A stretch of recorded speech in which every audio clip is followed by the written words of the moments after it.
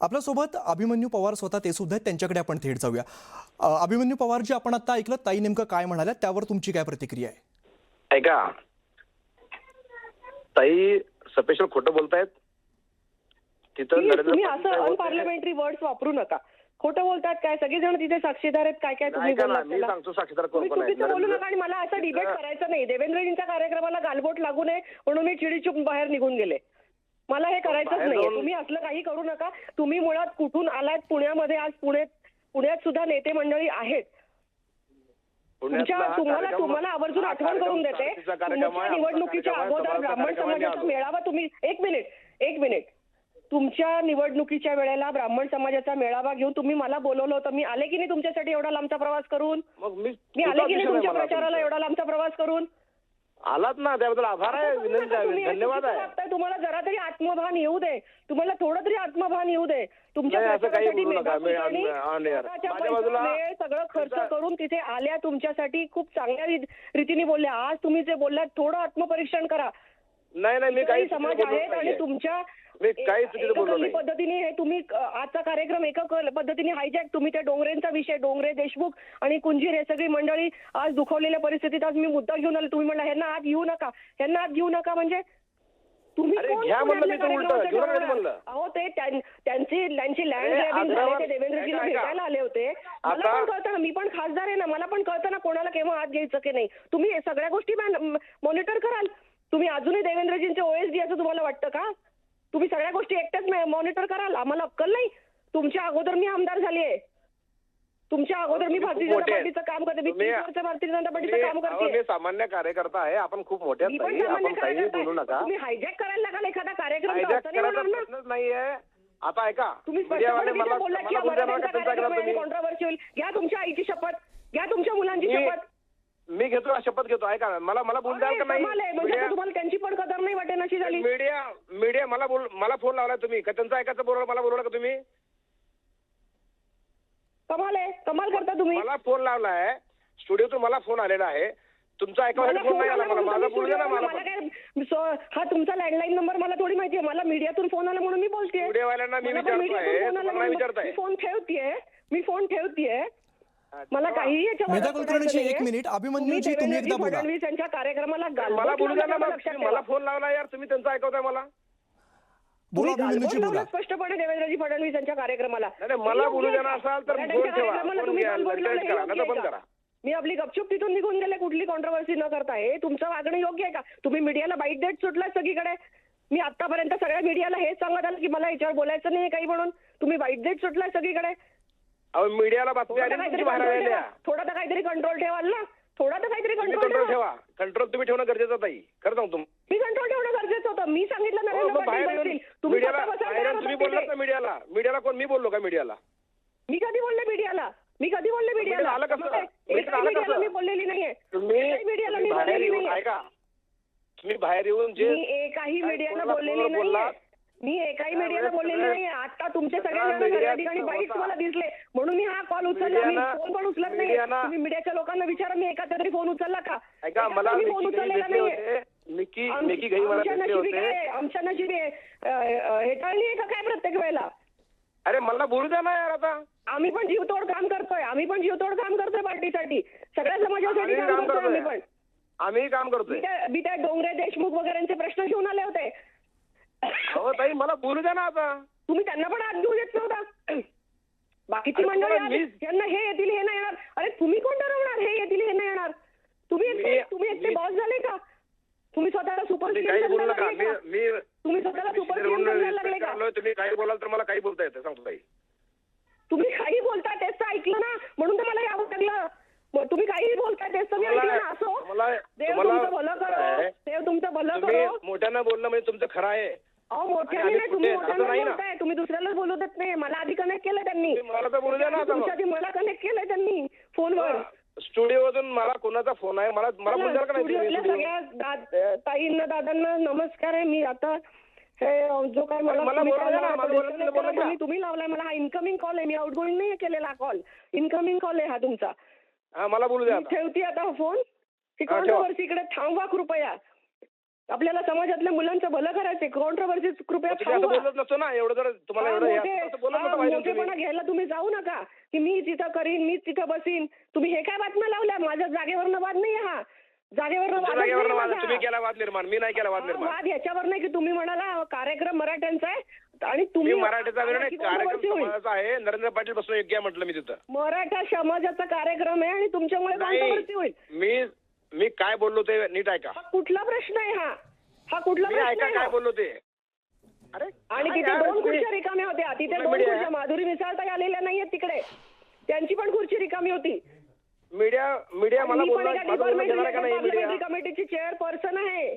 For your kind तुम्ही खूप information. मोठे आहेत हो. तुम्ही खूप मोठे आहेत माझ्यापेक्षा. मला त्याची जाणीव आहे. विषय नाहीये हा. मोठ्याचा विषय नाहीये हा. आपण टार्गेट कसं करतो लोकांना हा विषय मीडियातून आहे. मला फोन आलेला आहे. मीडिया माझा ऐकून घेणार आहे का नाही? का त्यांचं ऐकणार आहे टार्गेट का फक्त? करतोय लोकांना हा विषय आहे. आपण मीडिया माझा ऐकणार आहे का नाही? सुपर सीएम समजतोय हा विषय आहे. हा विषय आहे मीडियाने हा. मला फोन की आपण केलेला का आहे. तिथे सगळा कंट्रोल केला जात होतो. आपण का सगळं तिथे करत होतो. हे येतील, हे काही बोलणार केलं नाही नाही सीएम मी. साहेबांशी, काही केलं नाही मी. मी सीएम फक्त साहेबांशी. अग्रवाल हे तुम्ही फॅमिली- का मॉनिटर करत होता तिकडे? अरे तुम्ही अरे ऐकून घ्या ना माझं आता. लोकांवर अन्याय चाललाय, त्यांना घेऊन कोणी आलेला आहे. मीडिया आहे का? मीडिया स्टुडिओमध्ये मला फोन देणार का नाही तुम्ही? राहिले त्यांचा विषय घेऊन ताई आल्यात हॅलो, आणि तुम्ही त्यांना येऊ देणार हॅलो? नाही.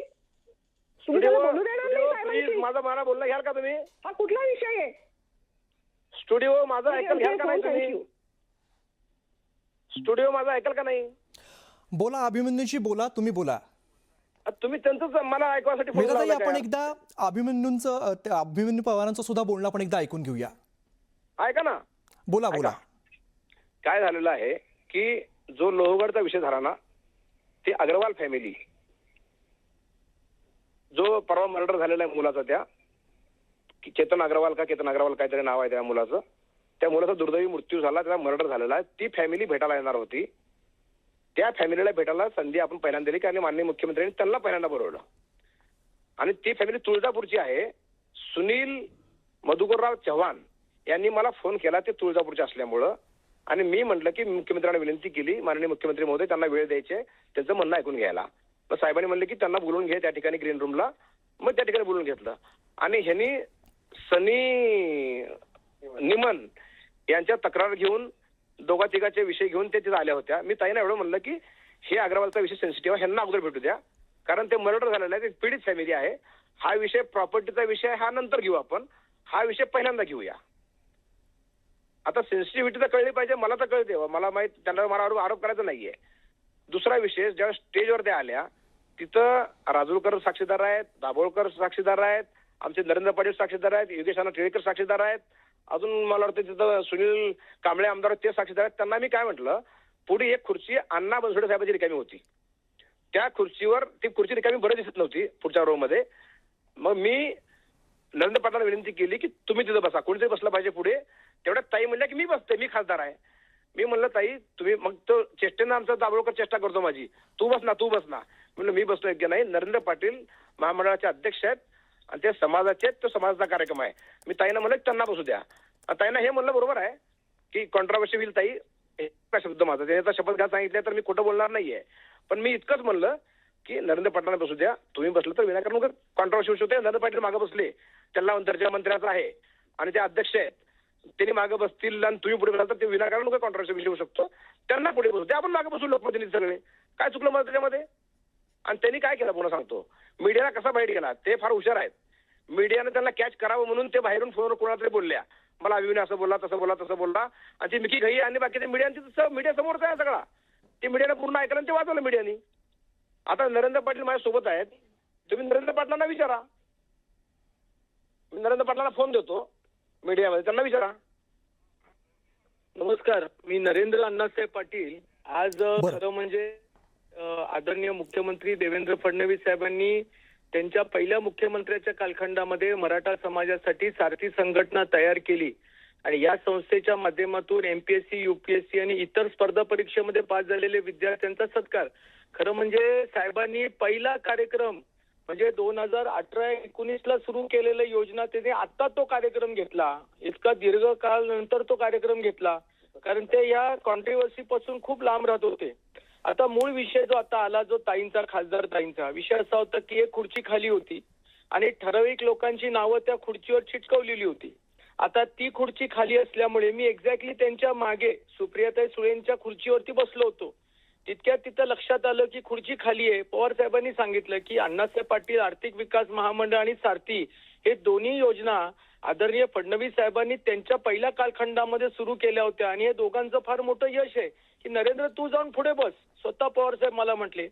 अशा वेळेला खासदार ताई त्या ठिकाणी उपस्थित होत्या आणि खरं म्हणजे ना हा विषय एवढा इतका बसण्याचा नसावा. कारण काय होतं, आम्ही सर्वजण फडणवीस साहेबांच्या मार्गदर्शनाखाली काम करतो, तोला मोलाचे असो, वेगवेगळ्या जातीचे असो, पण आज फडणवीस साहेबांसारखं नेतृत्व जे 12 बलुतेदार आणि 18 पगड जात्यांना घेऊन चालतं आणि आपण सगळे साहेबांचे एक कार्यकर्ते आहोत आणि कार्यकर्ते असून आपण असं टीव्हीच्या मीडियाच्या समोर बोलणं किंवा मग एक दुसऱ्याचा पाणउतार करणं आणि साहेब कधी जात मानतच नाही. साहेब ज्या जातीतून आहेत त्यांनी इतर समाजाला खूप ताकद दिलेली आहे आणि कुठे जातीचा वाद करत बसलोय आपण. म्हणून माझी विनंती आहे की त्या खुर्चीच्या वादामध्ये न पडता कार्यक्रम यशस्वी झाला, खूप चांगला झाला. उलट एक चांगला मेसेज गेला की सगळ्या मराठा बांधवांना, ओबीसी बांधव, सगळ्या समाजाच्या बांधवांना की फडणवीस साहेब सगळ्या जाती धर्माला घेऊन महाराष्ट्रातलं असणारं सर्व सामाजिक चळवळ ते चालवतात. त्याच्यामुळं अभिमन्यू पवारांच्या बद्दल जे काही आता मिसअंडरस्टँडिंग आहे ते होता कामा नये. खरं म्हणजे दोन्ही जुने संघाचे आणि म्हणतात ना पक्षाचे जुने मावळे आहेत, त्याच्यामुळे असं करता कामा नये एवढी माझी विनंती. ताईंना माझं स्पष्टपणे विनंती आहे. उलट ताईंचा मी स्वतः त्या ठिकाणी हात धरून विनंती केली की ताई तुम्ही रागावून असं जाऊ नका, काही हरकत नाही, तुम्ही जाऊन पुढे बसा, पण असं जाऊ नका कार्यक्रमातून. पण त्या रागातून त्या निघून गेल्या, मलाही खूप वाईट वाटलं. पण तो कार्यक्रमामध्ये मग मला पुढे बसावं लागलं जाऊन. पण नरेंद्र पाटीलजी, ताईंनी आत्ताच सांगितलं न्यूज 18 मराठीला की जातीचा स्पष्टपणे उल्लेख झालेला आहे. हे बघा काय असतं, हा कार्यक्रम पूर्णपणे हा सारथी आणि मराठा समाजाच्या दृष्टिकोनातून होता, पहिला मुद्दा. दुसरा मुद्दा, हे सगळे आज कार्यक्रमामध्ये पुणे जिल्ह्याचे लोकप्रतिनिधी हजर होत्या. ताई पुणे जिल्ह्यातल्या आहेत आणि त्या लोकप्रतिनिधी आहेत म्हणून त्या कार्यक्रमाला बोलवलं होतं. आता इतर जाती धर्मातले आमदार पण बसले होते, पण सगळे या कार्यक्रमाला शासनाचा कार्यक्रम म्हणून या कार्यक्रमाला उपस्थित राहिले होते. हा जातवाद काही विषय नाही. आता आम्ही नाही जात का दुसऱ्या जातीच्या कार्यक्रमाला आम्हाला बोलवलं आणि आम्ही काय आम्हाला पुढच्या खुर्चीवर स्थान नाही दिलं तर आम्ही थोडी ना चिडतो. बरोबर आहे, ज्या समाजाचा कार्यक्रम आहे त्या समाजाला प्रतिनिधित्व मिळालं पाहिजे. उलट बॅकएंड मध्ये आपण राहून त्या समाजाला ताकद देणं गरजेचं आहे. हे असं सोशल मीडिया किंवा अशा व्यासपीठावर आपण समाजाचं नाव घेऊन आपण आपली स्वतःची उंची कमी करता का म्हणे खरं म्हणजे. तर नरेंद्र पाटीलजी, त्यांचं असं म्हणणं आहे की या जाहीर कार्यक्रमामध्ये जातीबद्दल बोललं जाणं हे चुकीचं आहे असं ते म्हणतात. मराठ्यांच्या कार्यक्रमात तुम्ही पहिल्या रांगेत बसणं बरं दिसत नाही या वाक्यावर त्यांचं ऑब्जेक्शन आहे. बिलकुल नाही. लक्षात घ्या, हा कार्यक्रम सारथी संस्थेचा होता, अभिमन्यू पवार साहेबांचा नव्हता. पहिला मुद्दा. मगाशी मी सगळं ऐकत होतो. अभिमन्यू पवारांनी सातत्याने सारथी समाजाच्या असणाऱ्या तरुणांचे प्रश्न मुख्यमंत्री एकनाथ शिंदे साहेबांच्या वेळेला मांडले. त्याच्यानंतर आता मुख्यमंत्री देवेंद्र फडणवीस साहेबांकडे मागल्यात. उलट उद्धव ठाकरे मुख्यमंत्री असतानाही अभिमन्यू पवारांनी त्यांच्याकडे ते विषय मांडलेले आहेत आणि अशा परिस्थितीमध्ये ज्यांचं प्रतिनिधित्व करतो त्यांचा कार्यक्रम तिथं एवढा चांगला होत असताना उलट त्यांनी भाषण केलं पाहिजे अशी माझी अपेक्षा होती. पण ते स्वतः म्हटले, नरेंद्र मी सारथीवरती कुठल्याच पदावरती नाहीये, मी लोकप्रतिनिधी जरी असलो आणि माझ्या जर या लोकांचा फायदा होत असेल तर मी मागे बसेल. ते पुढे पण नाही बसले.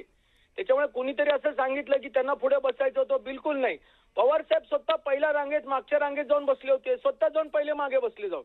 जर त्यांना काही खुर्ची लावता आली नसती का, लावता आली असती. त्याच्यामुळे हा गैरसमज नसावा आणि ताईंनी कृपया करून गैरसमज करून घेऊ नका. कुठल्याही जाती धर्माचा कार्यक्रम नसून सारथी ही शासनाची योजना आहे आणि शासनाची यशस्वी योजनेचा कार्यक्रम होतो. उलट शासनाचा आपण सगळे प्रतिनिधी आहोत, गौरव केला पाहिजे. आपले सीएम आहेत ना तिथे, आपणच गौरव केला पाहिजे. आणि ताईंना प्रतिनिधित्व, ताईंना मदत करणारा मराठा समाज आहे, ब्राह्मण समाज आहे, सगळे जाती धर्मातील लोक मदत करतात. जसं पवारांबद्दल ताईंनी बोललं, बरोबर आहे. प्रत्येक समाजाचा असणारा माणूस भाजप म्हणून त्या ठिकाणी देवेंद्र फडणवीस साहेबांचा कार्यकर्ता म्हणून मदत करत असतो. मलाही मदत करतात. आता अतुल सावे ओबीसी मंत्री असतानाही मला किती लाईक करतात, मला वेगवेगळ्या कार्यक्रमाला बोलवतात. माझे त्यांचे खूप वेगळी नाती आहेत. त्याच्यामुळे हे जातीचं नातं लावू नये आणि आपण असं चुकीचं करू नये असं मलाही वाटतं. बरं, नरेंद्र पाटीलजी आपल्यासोबत मीराताई पुन्हा एकदा जोडल्या गेल्या, त्यांच्याकडे आपण जाऊया. मीराताई, तुम्ही ऐकलं आता नेमकं नरेंद्र पाटील नेमकं काय म्हणाले? हो, मी ऐकलं थोडंसं. ते असं काही घडलेलं नाही असं म्हणतायत. दुर्दैव आहे आणि कदाचित हे पॉलिटिकल कंपल्शन असेल. त्या ठिकाणी मी स्वतः नरेंद्र पाटील यांनी सांगावं, मी स्वतः त्यांना म्हणत होते की नाही तुम्ही पुढे बसा. त्यांनी सांगावं. आहेत का ते लाईनवर? आहेत. विचारा त्यांना, मी म्हणत होते की नाही. विचारा, एक वाक्य त्यांना विचारा की मी म्हणत होते की नाही तुम्ही पुढे बसा. आणि अधिकारी म्हणत होते की नाही याच्यानंतर पहिलं नाव मेधाताईंचं आहे, म्हणत होते की नाही. आणि तरी मी त्यांना म्हणत होते की नाही तुम्ही पुढे बसा. विचारा त्यांना. नरेंद्रजी बोला तुम्ही प्लीज. आपल्याला जातीवाद नाहीच करायचा आणि एस्टॅब्लिश पण नाही करायचं की आपल्यामध्ये याच्यावरून वाद आहेत. पण हे वाक्य अभिमन्यू पवार बोलले की नाही की हा मराठा समाजाचा कार्यक्रम आहे आणि तुम्ही बसलात तर कॉन्ट्रोवर्सी होईल, हे बोलले की नाही ते? खरं सांगा तुम्ही. स्पष्ट मीराताई, सांगा. आपण नरेंद्र पाटलांना पुन्हा एकदा जोडतोय. त्यांचा फोन कट झाला, आपण त्यांना पुन्हा एकदा जोडतोय. बोला तुम्ही मेधाताई. ते जोडले गेलेत का? ते जोडले जात आहेत, तुम्ही बोला. त्या ठिकाणी स्पष्टपणे अभिमन्यू पवार असं म्हणाले की हा मराठा समाजाचा कार्यक्रम आहे आणि तुम्ही पुढे बसू नका. आणि त्यांना पुढे बसायचं होतं, त्यांनी भरपूर त्या ठिकाणी जाये केली आणि नंतर ते त्यांचं सक्सेसफुल झालं नाही म्हणून ते मागे जाऊन बसले. मी सांगितलं जी पुढे बसतील, नरेंद्र पाटीलजी पुढे बसतील हे मी त्यांना म्हणत होते की त्यांना विचारा. मी शेवटपर्यंत म्हणत होते, मी जायच्या आधीपर्यंत म्हणत होते की तुम्ही पुढे बसा. विचारा त्यांना. त्यांचं असं म्हणणं होतं की जातीवरून असं काही बोलणं नाही झालं. पुढे बसण्यावरून खिसगंटीत पुढे सीट मागे सीट, मी खाली बसायला तयार आहे. मी खाली, मला हर्ट काय झालं की पुढे फक्त म्हणजे हा मराठा समाजाचा कार्यक्रम आहे आणि बाकी कोणी पुढे बसणं शक्य नाही. प्रोटोकॉल असेल समजा एखाद्याचा तरी त्यांनी पुढे नाही बसायचं. हा खिसगंटीतला का पुढे सीट ही खिसगंटीतली आहे, पण ही वृत्ती चुकीची आहे ना. ही वृत्ती चुकीची आहे. मी सुद्धा एका स्टँडिंग कमिटीची चेअरपर्सन आहे, खासदार आहे, मी चेअरपर्सन एका कमिटीची. फार मोठी महत्वाची पोस्ट आहे आणि म्हणून प्रोटोकॉलनुसार अधिकारी मला सांगत होते की याच्यानंतर ताईंचं नाव आहे पहिलं. तरी पण मी म्हणत होते की नरेंद्रजी पुढे बसतील. मी म्हणत होते की मी त्यांना विचारा ते जोडले गेले असतील तर. ते जोडले गेलेत का त्यांना विचारा. नरेंद्र पाटीलजी, आवाज येतोय? मीराताई, आणखीन एक महत्वाचा मुद्दा त्यांनी असा मांडला की आम्ही सुद्धा इतर जाती धर्माच्या कार्यक्रमामध्ये जातो, पुढे बसण्यावरून असा वाद होऊ नये असं म्हणतात. मी स्वतः अनेक ठिकाणी जाते, अनेक लोकांचं माझ्यावर प्रेम आहे. अनेक वेगवेगळ्या समाजातले लोक मला मुलगी मानतात, बहीण मानतात, मला आशीर्वाद देतात. मी अनेक लोकांना कळवते की हा असा उमेदवार उभा आहे, त्याला आपल्या समाजाने मतदान करायचंय. अभिमन्यू पवारांसाठी मी कित्येक किलोमीटर प्रवास करून त्यांच्या मतदारसंघामध्ये ब्राह्मण समाजाच्या मेळाव्याला जाऊन ब्राह्मण समाजाला आवाहन केलं की अभिमन्यू पवारांना मतदान करा. केलं की नाही विचारा. त्यांच्या इमर्जन्सीच्या काळात, त्यांच्या इलेक्शनच्या काळामध्ये मी गेले की नाही मदतीला, विचारा त्यांना. आला की नाही ब्राह्मण समाज त्यांच्या मदतीला, विचारा. असं काही नसतं. आपल्याला जातीभेद विसरायचेत. आपल्याला हिंदू समाज एकत्र करायचा आहे. कुठले घेऊन बसला जाती? कुठल्या जाती घेऊन बसलोय आपण? आणि अभिमानास्पद कामगिरी आपली मुलं करतायत, त्यांच्या पाठीवर थाप द्यायची सोडून मी पुढे बसतो, हे किती कोत्या मनोवृत्तीचं लक्षण आहे. आणि या समाजातली मंडळींचा कार्यक्रम आहे तर त्या समाजाने तिथे येऊ नये, तिथं बसू नये, इथं बसू नये, हे कोण ठरवणार? अधिकारी, शासन सक्षम आहे हे सगळं ठरवायला. कोणी एकाने ते ठरवू नये. शासनाचा प्रोटोकॉल फिक्स आहे. आणखीनही मी काही लोकांना घेऊन गेले होते, ते मराठा समाजाचे पीडित लोक होते, त्यांची मी देवेंद्रजींची भेट घालून देण्यासाठी गेले होते. हे त्यांना आत पण येऊ देत नव्हते. माझ्या समाजातले लोक नव्हते घेऊन गेले, मी मराठा समाजातले असे लोक घेऊन गेले होते ज्यांची लँड बळकावली कोणीतरी आणि मी त्यांच्या पाठीमागे उभी आहे. मी देवेंद्रजींकडे त्यांना घेऊन गेले, देवेंद्रजी त्यांच्या पाठीमागे उभे आहेत. मी त्यांना भेटवलं, पण हे त्यांना भेटू देत नव्हते. ही पण परिस्थिती, म्हणजे एखाद्या कार्यक्रमात कुठून तरी येऊन पुण्यामध्ये येऊन तुम्ही अख्खा कार्यक्रम हायजॅक करायला जाल, असं नाही होऊ शकत आणि असं व्हायला नाही पाहिजे. हे नाही आत येणार, हे नाही आत येणार. अरे ते लोक देवेंद्रजींना भेटायला आले, त्यांचे काही मुद्दे आहेत. कार्यक्रमाच्या अगोदर लाऊंजमध्ये ते त्यांना भेटण्यासाठी आले होते, तिथेही त्यांचं असंच अरे रवी हे नाही आत येणार. अरे तुम्ही कोण ठरवणार? देवेंद्रजी सांगतील ना आम्हाला की ताई आता नाही मी भेटू शकत. देवेंद्रजींनी अतिशय सभ्यतेने त्यांच्याशी संवाद साधला, त्यांना आश्वासन दिलं, त्यांना या अडचणीतून सोडवण्यासाठी कसा मार्ग काढता येईल याच्यावर चर्चा केली. मोठी माणसं मोठी असतात, सौजन्यपूर्ण वागणूक करतात. हे काय आहे वागणं अभिमन्यू पवार यांचं? चुकीचं आहे. म्हणजे हे काय सुपर सीएम झाले का? हे स्वतःला त्यांचं अजूनही ते ओएसडी समजतात का? कोण येणार कोण भेटणार नाही देवेंद्रजींना हे स्वतः ठरवणार का? बरं, बरं ते अजूनही मीराताई, स्वतःला ओएसडी समजतात का? हे एका मतदारसंघाचे आमदार आहेत, त्यांनी राहावं, पुन्हा पुन्हा निवडून यावं, चांगलं काम करावं, पण असं सुपर सीएम व्हायला नाही जाऊ. बरं मीराताई धन्यवाद, तुम्ही तुमची सविस्तर प्रतिक्रिया न्यूज 18 मराठीला दिली त्याबद्दल.